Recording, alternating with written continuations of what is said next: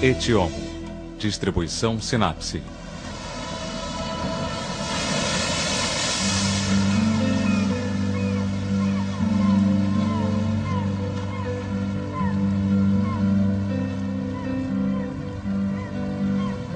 Amor.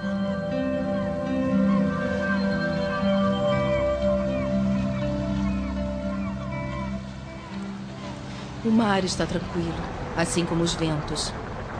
Mas a chama no meu coração não arrefece. Bastou um olhar, um único olhar, e eu não pertencia mais a mim mesma. Meu coração se incendiou. O fogo já me consome por dentro. Eu perdi por completo o interesse na procissão e nem sei como cheguei em casa. A febre alta me tomou. O corpo todo começou a tremer. Há 10 dias e 10 noites que eu estou assim, sem levantar da cama.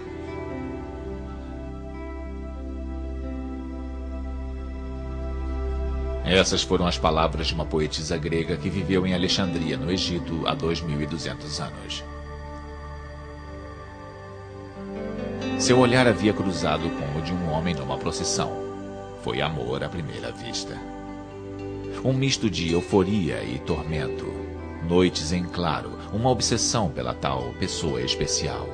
Quem nunca foi alvejado pela flecha de Cupido ao menos uma vez na vida? 2000 anos mais tarde, outro escritor, Stendhal, definiu o amor como uma cristalização do espírito em torno de outra pessoa.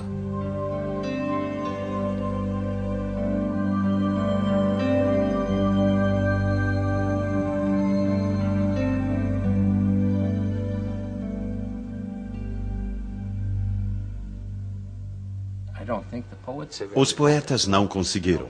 Os teólogos não conseguiram.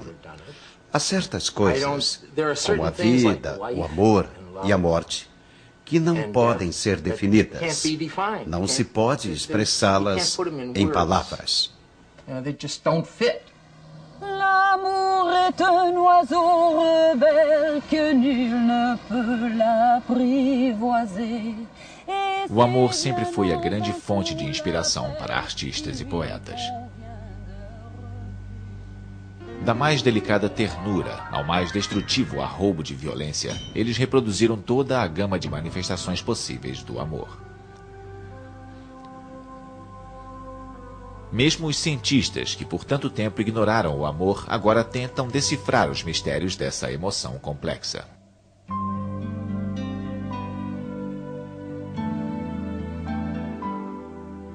Amar é universal. Independentemente de etnia, idioma ou status social, todo ser humano pode viver o amor. Todos são capazes de amar, mas a experiência é única para cada pessoa. Mas qual será a natureza dessa emoção tão importante em nossas vidas?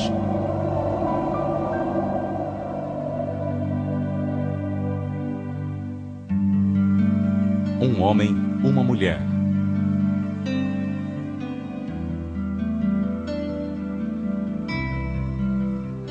Antes de sentirmos o amor, somos consumidos pelo fogo do desejo, um impulso comum também no reino animal.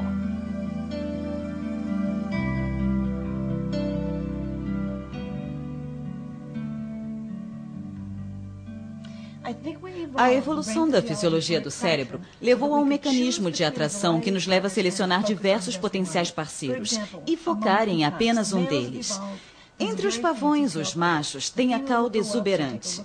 A fêmea examina todos e escolhe o que tem as penas com aparência mais saudável. Elas são um sinal de fertilidade e saúde, e a fêmea o escolhe porque ele deve ter os melhores genes. Isso não é consciente, mas a fêmea sente atração pelo macho de melhor aparência, porque é provável que ele seja o mais capaz para ajudá-la a perpetuar o seu DNA. Mas o amor é mais do que escolher o parceiro geneticamente ideal. Ao contrário da maioria dos animais, os humanos criam laços afetivos, e os laços com a pessoa amada vão muito além do encontro sexual.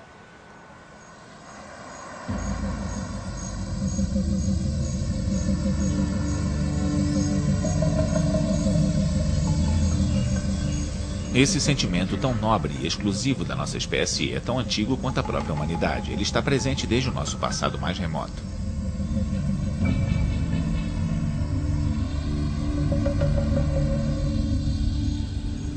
Há 5 milhões de anos, nossos ancestrais viviam nas florestas tropicais. Depois de grandes mudanças climáticas, as árvores que lhes serviam de abrigo e de fonte de alimento se tornaram esparsas. Aos poucos, a floresta foi dando lugar às savanas. Assim, para encontrar alimento, nossos ancestrais tiveram que descer para o chão e percorrer distâncias cada vez maiores.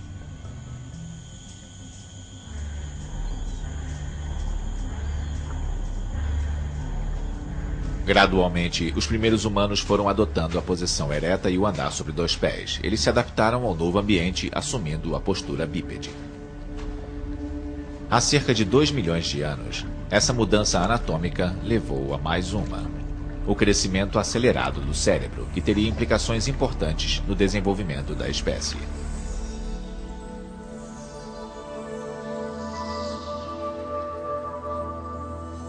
A cabeça do feto foi se tornando grande demais para a largura da pelvis feminina, e os partos se tornavam cada vez mais difíceis.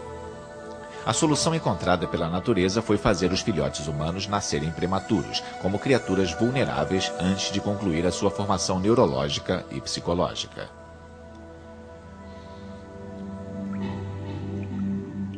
O papel social das fêmeas foi drasticamente alterado por essa nova condição. Para garantir a sobrevivência da prole, a mãe agora tinha que tomar conta de cada bebê por 4 ou 5 anos. A tarefa era difícil, porque as famílias viviam num mundo em que o perigo estava sempre por perto e precisavam se deslocar constantemente para encontrar alimento. Alguns antropólogos defendem a tese de que foi por isso que a fêmea teve que começar a seduzir os machos. Para garantir a própria subsistência e a sobrevivência da prole, ela precisava de um parceiro, provedor e protetor. Mas nenhum macho tinha interesse nisso. A meta deles era fecundar o maior número possível de parceiras para garantir ao máximo a sua descendência. Como a fêmea poderia conseguir fazer com que esse macho tão volúvel permanecesse ligado a ela? Há muito se questiona por que a fêmea humana perdeu seu cio e por que ela ovula só no meio do mês e pode copular o mês inteiro. Há muitas teorias para explicar isso. Inclusive uma que mostra como era útil para as fêmeas poderem copular o mês inteiro e assim manter o interesse do macho.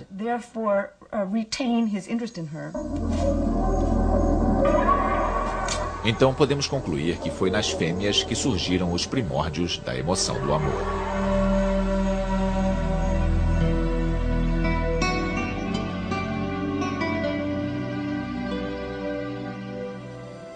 Mais crianças conseguem sobreviver se seus pais formam um casal estável. Assim, a seleção natural faz o seu papel e a ideia do amor é passada de geração para geração.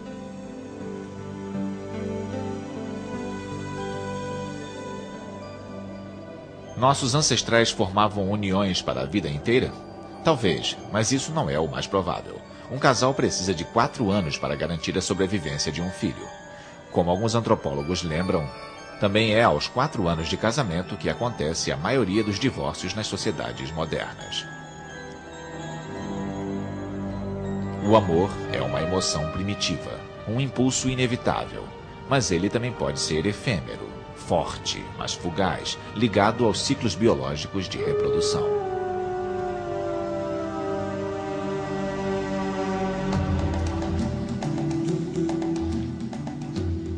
Há cerca de 10 mil anos aconteceu uma revolução. Com o advento da agricultura, a vida nômade foi sendo trocada pelas comunidades sedentárias.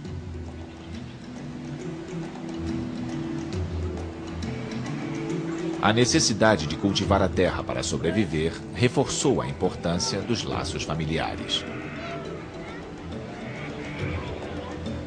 São necessárias muitas mãos para trabalhar a terra e ela é uma herança passada de geração para geração.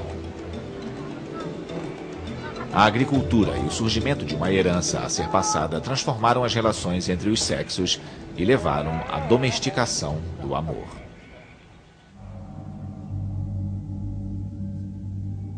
A julgar pela rigidez das normas antigas, as paixões humanas deviam ser difíceis de controlar. Há 3.700 anos, Hammurabi, o rei da Babilônia, proclamou as seguintes leis. Se a esposa de um homem for apanhada fazendo amor com outro homem, os adúlteros devem ser amarrados um ao outro e jogados na água. Se a mulher não se der ao respeito, agir com futilidade, dispersar seus bens e desonrar o marido, ela deve ser jogada na água.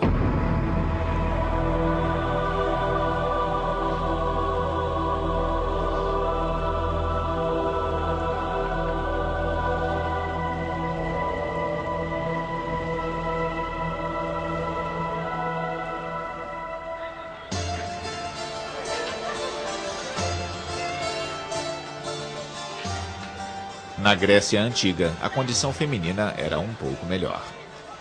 Vistas essencialmente como a mãe e a guardiã da lareira, as mulheres gregas recebiam somente a educação fundamental e não tinham participação na vida pública. Os homens e mulheres levavam vidas separadas.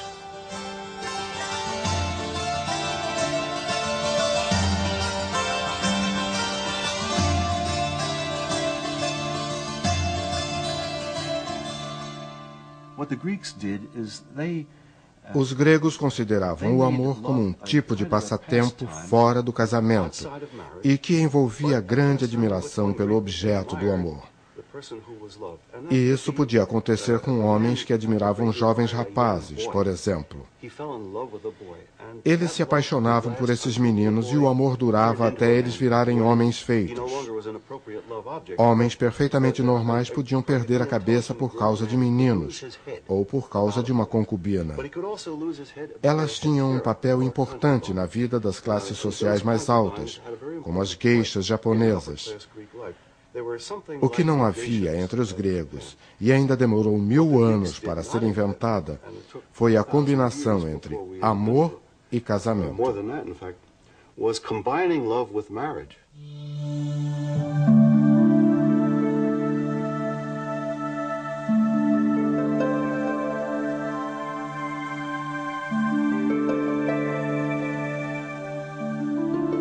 O ideal grego do amor por outro ser humano, fosse um amor homo ou heterossexual, tinha relação mais com o espírito do que com a carne.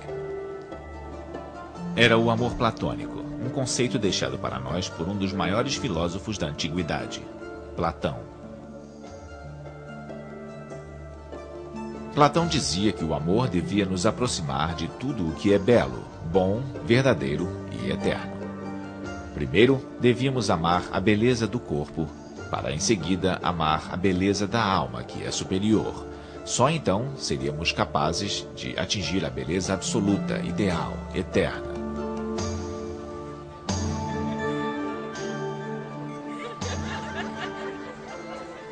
Já as relações entre homens e mulheres na civilização romana eram bem diferentes.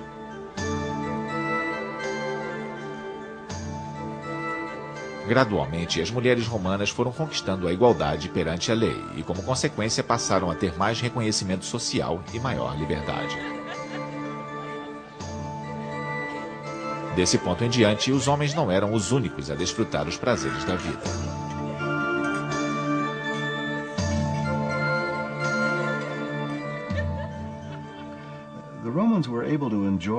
Os romanos podiam desfrutar o sexo pelo prazer que ele proporcionava e gozar o frisson emocional de se envolverem em relações extraconjugais por estarem, como os gregos, livres dos conceitos judaico-cristãos. Eles tinham uma cultura própria que considerava o prazer em todas as suas formas como uma coisa positiva. O prazer de comer, beber, fazer amor, assistir a espetáculos. Eles não tinham nenhum problema com isso. Foram os cristãos que estragaram a festa. O colapso da civilização greco-romana criou um vácuo cultural que foi aproveitado pelo cristianismo, na época incipiente, para propagar suas ideias pelo mundo.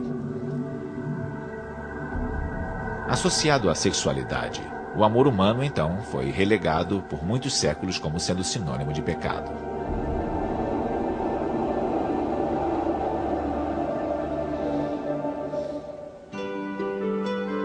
Histórias de amor.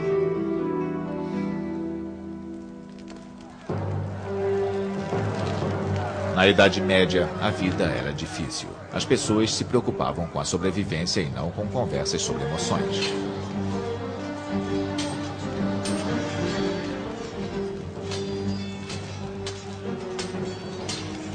Mas no século XII, apesar de todas as guerras, a Europa reconquistou um certo conforto financeiro. A nobreza começou a ter tempo para se divertir. As pessoas então redescobriram o refinamento, a elegância e a sensação inebriante da expressão amorosa. Foi aí que nasceu o amor cortês. O amor cortês era uma discussão infindável sobre o que um homem e uma mulher podiam sentir um pelo outro e como deviam tratar um ao outro. Tudo isso fora do casamento. Ele partia da ideia de que o homem podia buscar inspiração na visão de uma mulher, que para ele era um símbolo da beleza, bondade e de tudo o que havia de melhor e mais genuíno. Era como a ideia do bem platônico, personificada na figura feminina. Ele a desejava, mas se chegasse a possuí-la fisicamente, ela passaria a ser somente uma pessoa comum e deixaria de ter a aura de perfeição.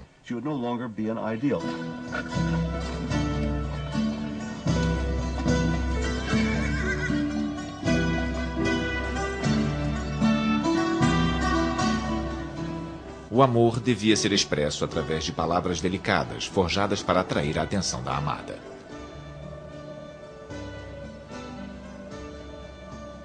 Quanto mais obstáculos houvesse para a conquista, mais precioso se tornava o amor. Por 10 anos, o cavaleiro Ulrich von Liechtenstein alimentou uma paixão secreta por uma dama da corte que nem sabia da existência dele.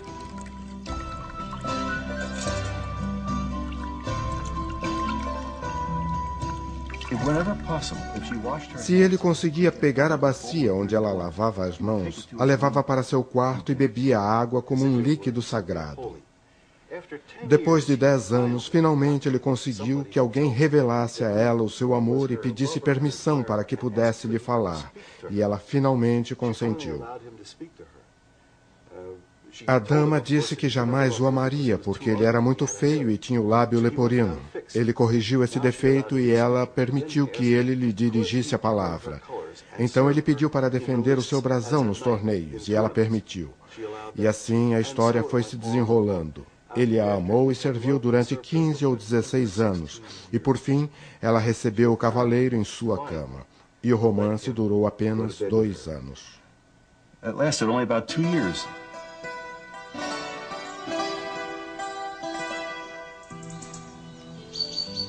Histórias de amantes marcam o imaginário romântico do Ocidente há muito tempo.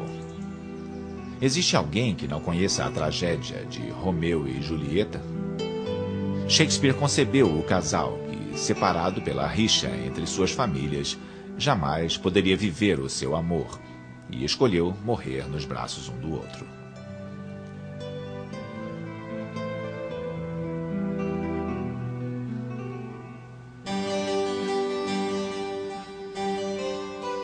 O século XVIII foi a era da razão.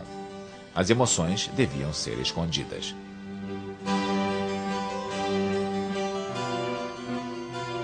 Foi a época dos bailes de máscaras e do comportamento libertino. O ser amado não era mais um ideal inacessível, mas um simples objeto de conquista.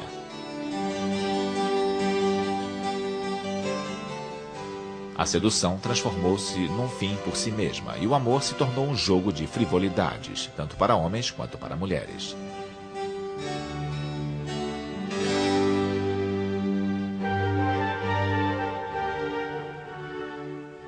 O nome de Giovanni Casanova se destaca nesse século. Graças às memórias que ele deixou escritas, sua reputação como sedutor tornou-se lendária. Ele nasceu em Veneza, mas passou a vida circulando pela Europa. Seu nome entrou para a história graças às suas inúmeras conquistas amorosas.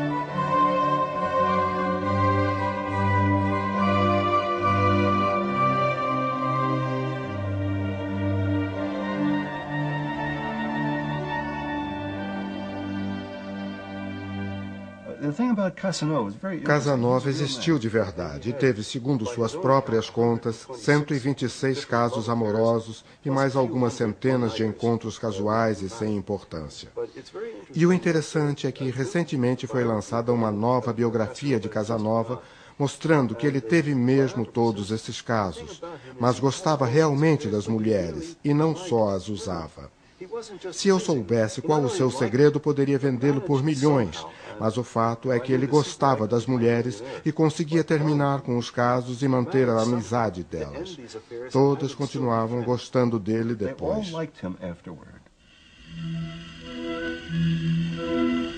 Disse que Casanova foi a inspiração de Mozart para compor sua famosa ópera Dom Juan.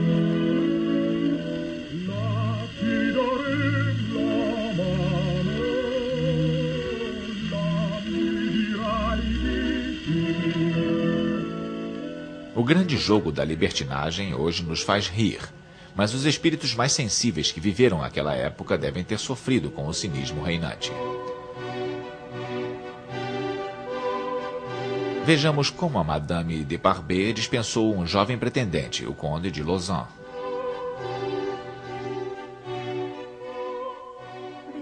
Acredite, meu priminho, não devemos nos envolver num romance. Isso só nos exporia ao ridículo e nada mais. Eu tive um forte desejo por você, mas não é minha culpa se isso levou a crer que era uma grande paixão e ia durar para sempre. Que lhe importa se o desejo passou e eu me envolvi com outra pessoa, ou mesmo se resolvi ficar sozinha? Você tem muito para agradar as mulheres, pois trate de fazer isso e acredite que, se perder uma, é fácil encontrar outra para colocar em seu lugar. Esse é o caminho da felicidade e da aceitação social.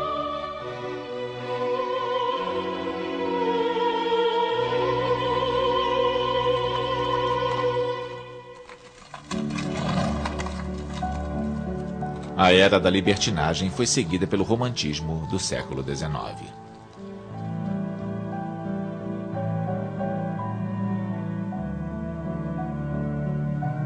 A Revolução Francesa colocou o indivíduo no centro do jogo social, com suas ansiedades, sonhos e esperanças. A paixão e todas as suas manifestações voltaram à baila.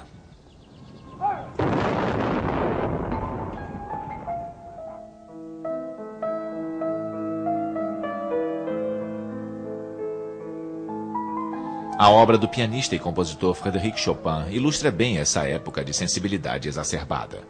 Ele e a escritora Georges Sand formaram um dos mais famosos casais do período romântico. Georges Sand casara-se aos 18 anos com um homem que não amava e o deixou sem pestanejar. Ela viveu a tumultuada relação com Chopin abertamente.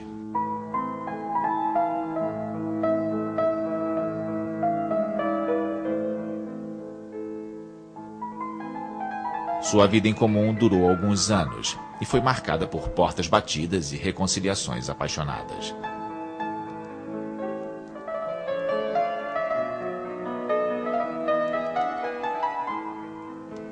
Chopin compôs a maioria de suas obras importantes durante essa época.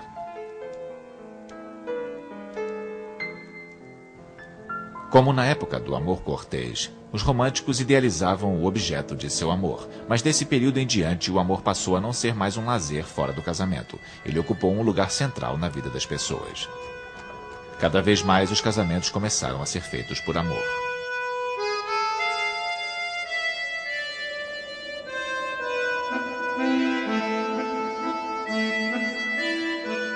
A visão sentimental herdada dessa época durou até os nossos dias.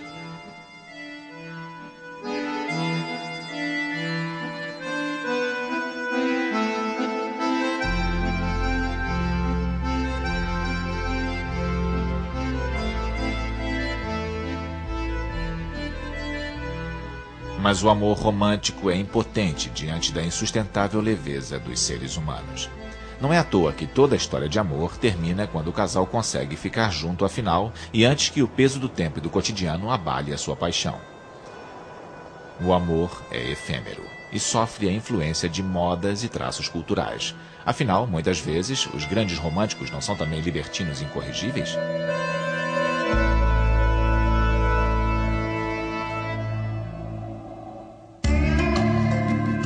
Amour. Love. Amore.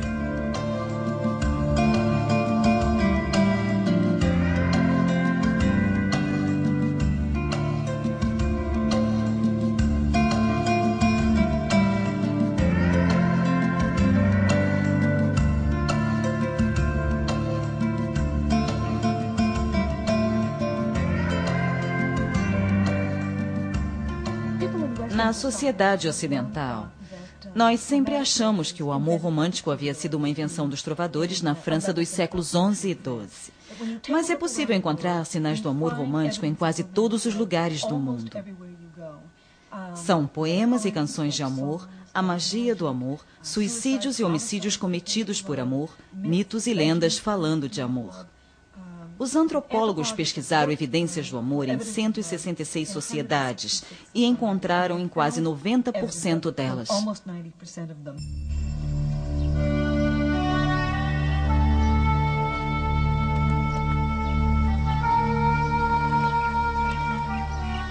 Um dos mais belos monumentos ao amor de um homem por uma mulher fica na Índia. O Taj Mahal foi construído no século XVII pelo imperador Shah Jahan, em memória de sua amada esposa Mumtaz Mahal. Diz a lenda que, antes de morrer, ela pediu ao marido que construísse um túmulo com um esplendor que evocasse o poder do amor do casal. Reza a tradição que o imperador morreu contemplando o Taj Mahal, e o casal continua lá, unido até hoje.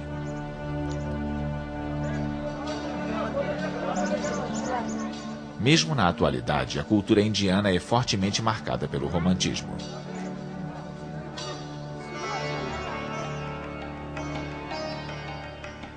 No mundo árabe, o amor tem influência do clima, da geografia e dos aromas do Oriente.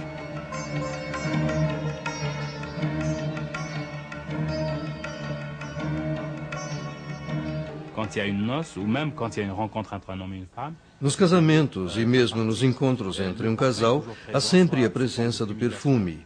Pode ser em forma de essência, incenso ou extrato, um óleo ou creme que os amantes ingerem ou aspiram, ou que queimam para se perfumarem. São os aromas da Arábia. Par exemple, des essences d'Arabie.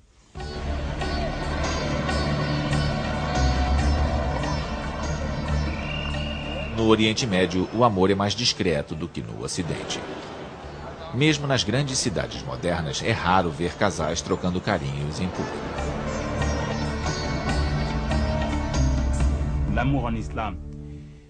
No Islã, o amor é regulamentado pelo regime de separação dos sexos. Historicamente e até hoje, homens e mulheres raramente têm a chance de conviverem antes de se casarem. Jusqu'au mariage.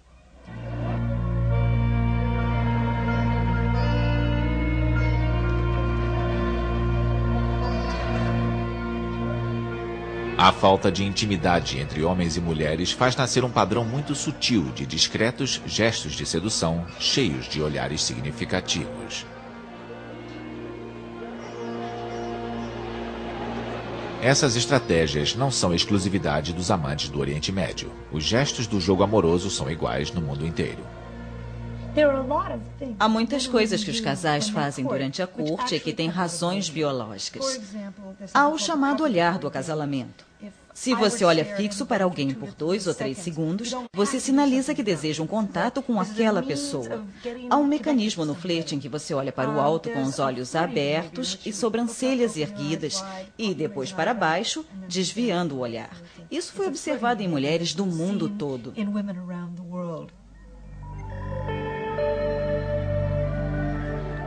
No mundo todo, os homens encontraram maneiras diferentes de mostrar às mulheres o seu amor por elas.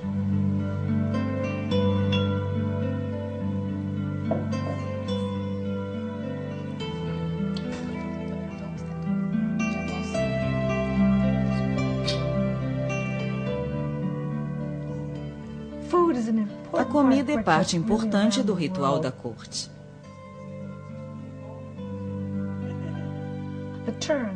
Há uma espécie de pássaro na qual o macho pega um peixe para alimentar a fêmea. Pegar o peixe é um sinal da aceitação dela. Os chimpanzés pegam pedaços de cana-de-açúcar para dar às fêmeas, que então copulam com eles. E no mundo todo, em geral, vemos os homens presentearem as mulheres antes da cópula. Na bacia do Amazonas, a tradição é dar um tipo de peixe. Na África, cerveja ou tabaco. Nos Estados Unidos, são flores. Os homens dão presentes em troca da cópula.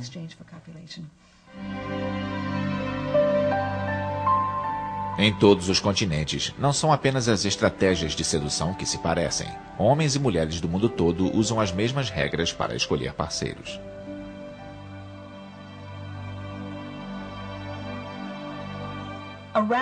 Por toda parte, as pessoas querem parceiros asseados e bem vestidos, segundo os critérios locais. Parceiros inteligentes, divertidos e charmosos. Mas há diferenças entre os sexos. Os homens são atraídos por mulheres com a pele saudável, olhos brilhantes, personalidade alegre, corpo voluptuoso, características que sinalizam juventude e fertilidade. As mulheres procuram homens bem-sucedidos, com boa formação, dinheiro e status, características necessárias há milhões de anos para ajudar as mulheres a criar seus filhos.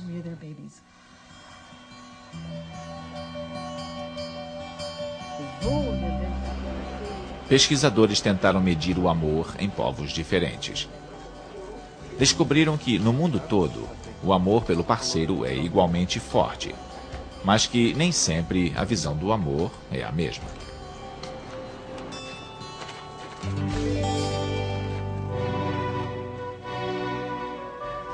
Os italianos têm fama de serem grandes românticos. Isso quer dizer que seriam melhores como amantes? É mais exato dizer que os italianos têm uma postura mais positiva com relação ao amor.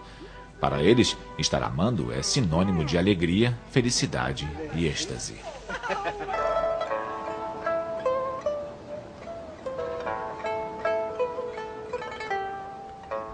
Já os chineses parecem mais reservados, menos ardentes. Mas o fato é que nesse país, onde os casamentos sempre foram arranjados, os assuntos do coração ainda são vistos com receio.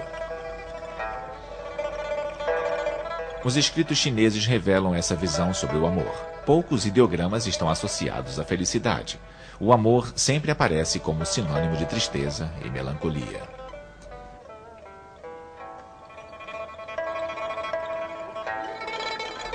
Mesmo que ainda existam diferenças marcantes entre os povos da Terra, as tradições culturais de todos eles estão cada vez mais ameaçadas pela cultura ocidental dominante.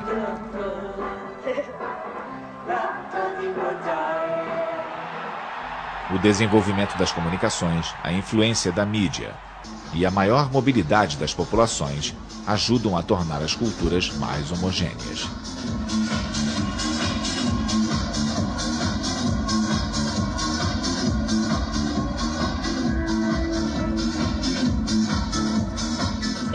Numa pesquisa recente, mais de 90% dos americanos disseram que não se casariam com alguém que não amasse, mesmo que essa pessoa tivesse tudo o que procuram num parceiro. Em Hong Kong, também, mais de 90% dos entrevistados não se casariam com alguém que não amassem, mesmo que fosse o parceiro ideal nos outros aspectos.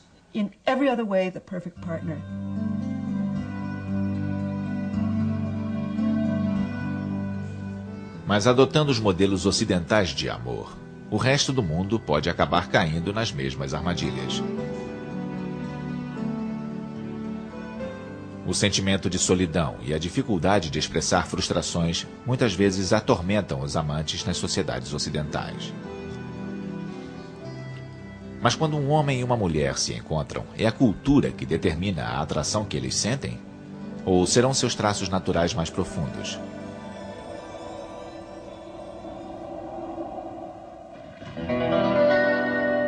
A química do coração.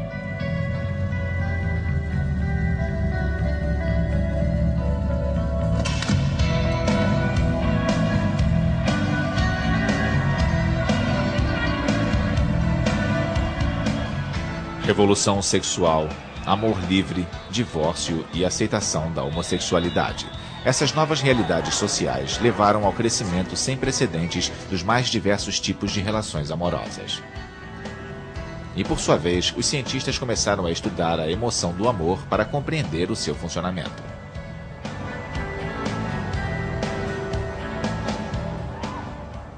A evolução da psicologia e os novos conhecimentos sobre o cérebro também ajudaram a levar o amor para os laboratórios. A descoberta mais surpreendente é que o amor, aquela sensação de transbordamento do coração, pode se originar na química cerebral. Nosso cérebro tem dois tipos de programação. O de apaixonamento, que envolve certos neurotransmissores em algumas de suas regiões, e o mecanismo do compromisso afetivo, que se baseia nos opioides naturais e no hormônio oxitocina. E esses dois mecanismos podem funcionar tanto simultaneamente quanto separadamente. Você pode ter o compromisso duradouro sem a paixão.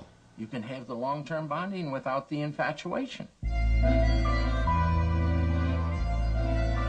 No cérebro, o amor se traduz numa sensação semelhante à euforia, proporcionada por anfetaminas. É um incrível bem-estar e felicidade. É esse efeito que permite aos amantes passarem noites em claro. Mas, como qualquer outro efeito induzido quimicamente, a sensação não pode durar para sempre. I can't think of anybody else. I can't eat, I can't sleep. Você não pensa em mais ninguém. Não come, não dorme. Esse é o estado de paixão. Ele só dura 2 a 3 anos. E então começa a declinar, porque é como uma onda de anfetamina. Esse apaixonamento aciona as anfetaminas naturais do cérebro. Mas esse vulcão não fica em erupção muito tempo. Nem poderia. Mas não é o que as revistas dizem. Resgate a paixão no seu casamento, reacenda a chama. Isso é possível depois de 40, 50 anos? Eu não creio. Paixão tem a ver com a novidade, que é o tempero da vida. The spice of life.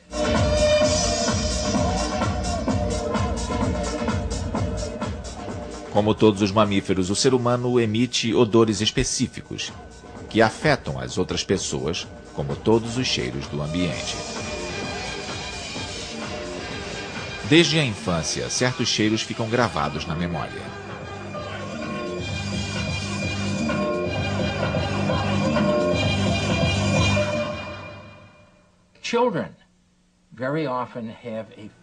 Muitas crianças têm um bicho de pelúcia preferido que carregam por toda parte.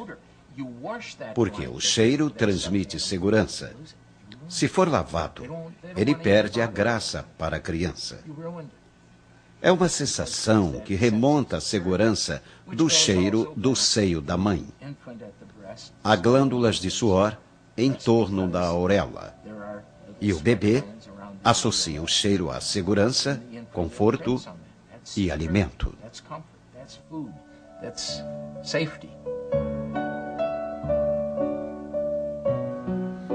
Uma mulher se sente confortada pelo cheiro deixado pelo amante. Todos nós somos afetados pelos cheiros. Há os que nos atraem e os que causam repulsa. O cheiro da pessoa amada pode ser um afrodisíaco poderoso.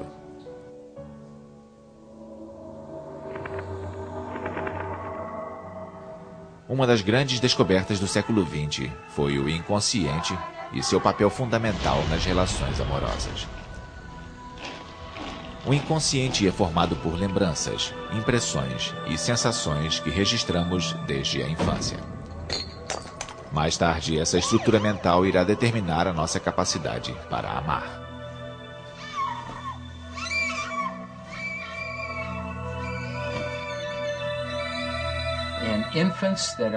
Bebês que não são tocados no princípio da vida, que não são acariciados nem segurados no colo, não desenvolvem o que certos psicólogos chamam de amor de pele. É o bem-estar com nosso próprio corpo, que desenvolvemos na infância, a partir do carinho do toque, e que na vida adulta se traduz na capacidade de criar laços familiares.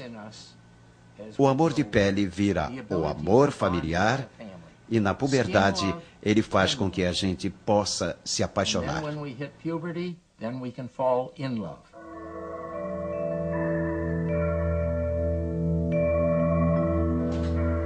Todas as experiências de infância, positivas ou negativas, têm muitas repercussões na vida adulta do indivíduo. Elas podem até influir na escolha de parceiros. Por que as pessoas no mundo todo escolhem um indivíduo em meio a todos os outros? Isso não vem da natureza, mas do ambiente, da infância.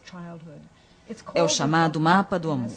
A criança cresce e se acostuma com o senso de humor do pai, com a bagunça, a arrumação da casa, a música que toca, os interesses das pessoas e constrói um mapa inconsciente para a escolha dos seus parceiros. Então, quando chega o momento em que estamos prontos para a paixão, podem ter várias pessoas flertando conosco, mas vamos escolher a que melhor se encaixa no mapa. Então nos apaixonamos. E isso detona a programação cerebral da paixão.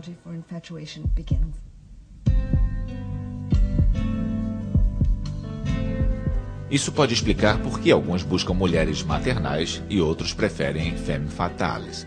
Porque certas mulheres insistem em procurar parceiros que as fazem sofrer e outras se sentem atraídas por homens gentis. Será que esses padrões registrados na infância levam pessoas a escolher parceiros do mesmo sexo? Acreditou-se nisso por muito tempo. Mas já há alguns anos os cientistas formularam outra hipótese. Talvez a atração homossexual se baseie em hormônios. A homossexualidade será psicológica ou fisiológica? Ainda não temos uma resposta definitiva. Alguns antropólogos também afirmam que a infidelidade seria uma característica genética herdada de ancestrais distantes. Mas a despeito da química instável envolvida na emoção do amor, por que certos indivíduos são fiéis até a morte e outros são tão volúveis? O amor é um fenômeno misterioso e complexo. Nem os cientistas, nem os apaixonados conseguem decifrá-lo inteiramente.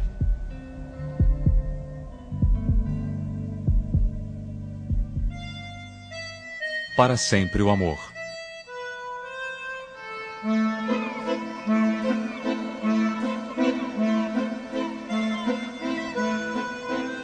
Apesar das tentativas de reprimir o amor romântico, homens e mulheres continuam se apaixonando uns pelos outros.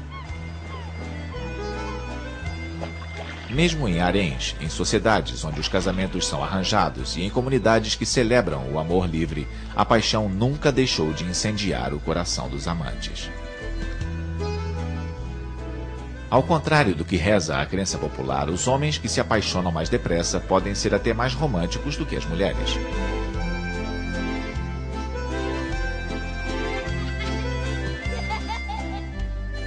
Ao longo da evolução, o amor provou ser a melhor estratégia de reprodução da raça humana, porque os apaixonados dão apoio um ao outro e aos seus descendentes.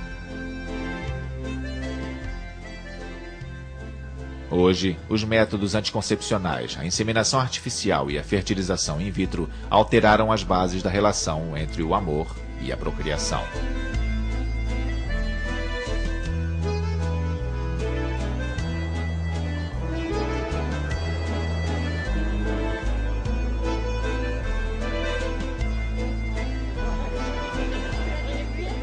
Mas um fato continua certo: casados ou não, com ou sem filhos, hetero ou homossexuais, nós jamais perdemos a nossa capacidade de amar.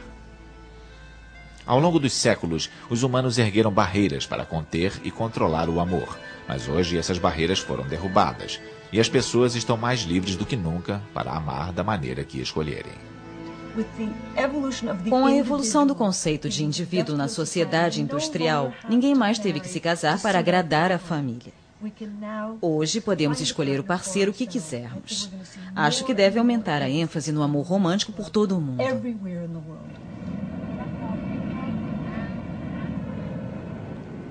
O amor dos apaixonados é um instinto natural, mas também reflete o contexto social no qual ele aparece.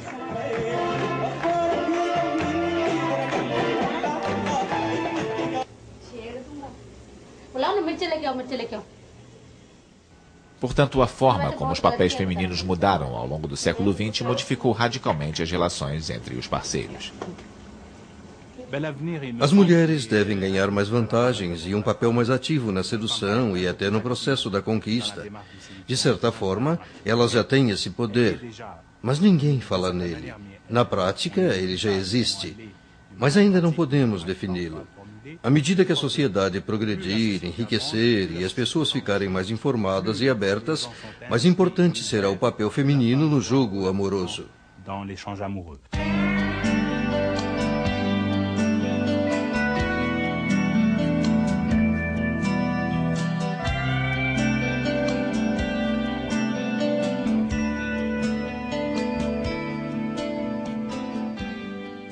Ninguém pode prever que rumos tomará o amor neste novo milênio. Mas num mundo onde a solidão atinge cada vez mais pessoas, mesmo as inseridas nas suas próprias comunidades, o amor quer dizer intimidade, carinho e consolo, e por isso deverá se tornar mais importante do que nunca.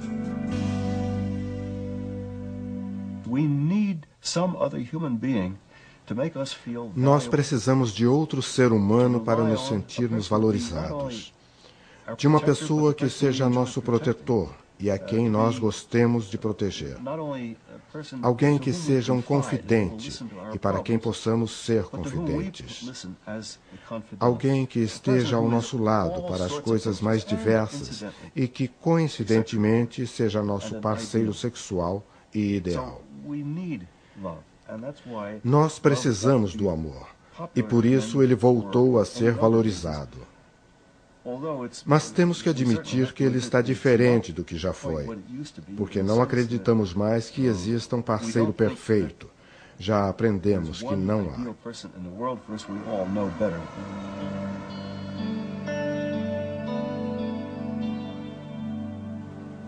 Será que andamos mesmo tão desiludidos? Mesmo quando nossas relações amorosas duram apenas enquanto existe o fogo da paixão, mesmo quando somos traídos ou abandonados, partimos novamente, incansáveis, em busca de um novo amor.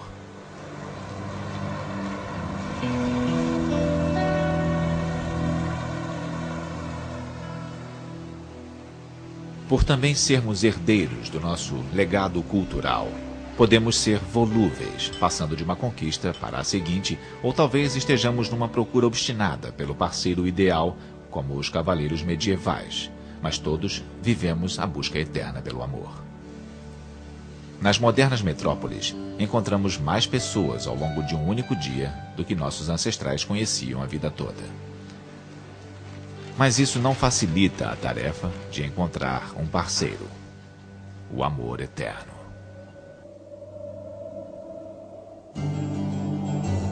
Mulher, 35 anos, mente aberta, procura romance e noites em claro. Jovem mensageiro romântico e sensível, quer domar a insustentável leveza do ser. Mulher ousada e indomável procura um homem nem careta demais, nem machista para seduzi-la a curto, médio e longo prazo. Nômade que gosta de desfrutar o que a terra oferece, busca parceira para viagens e para partilhar experiências íntimas. Pesquisador deseja dividir estudos sobre o amor com parceira que aprecie discussões acaloradas. Mulher, 25 anos, procura amante de poesia, música e da natureza para partilhar as pequenas e grandes alegrias da vida. Homem com espírito de Casanova busca mulher ousada e pronta para invadir sua intimidade. Jovem cavaleiro, 35 anos, busca dama refinada para partilhar as delícias do amor cortês. Conheço as maneiras mais delicadas de cativar seu coração.